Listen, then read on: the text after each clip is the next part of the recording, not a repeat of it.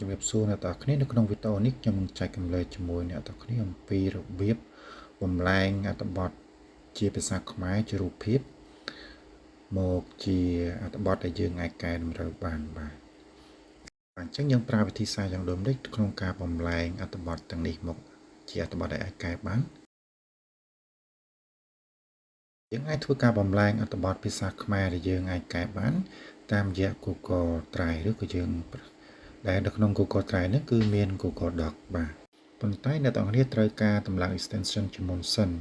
នៅក្នុង extension នេះគឺយើងវាយពាក្យថា OCR នៅក្នុង search app បាទដើម្បីតម្លើងវាតមកវានឹងបង្ហាញ extension មួយឈ្មោះថា Image to Doc យើងគ្រាន់តែ install វាមកជាការស្រេចនេះដោយសារខ្ញុំ install រួចរាល់អញ្ចឹងវាចេញជា uninstall បាទបន្តមកទៀតយើងចូលមកកាន់ Google Drive របស់យើង upload file ចូលបាទយើង upload file ដែលយើងចង់បំលែងហ្នឹងយើង select file ហ្នឹងមក open បាទ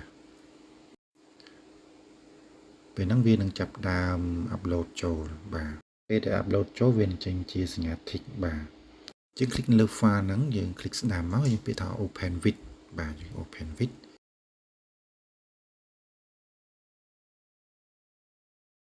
ហើយយើងចុចពាក្យថា open with Google Doc វានឹងចាប់ផ្ដើមធ្វើការបំលែងអត្ថបទ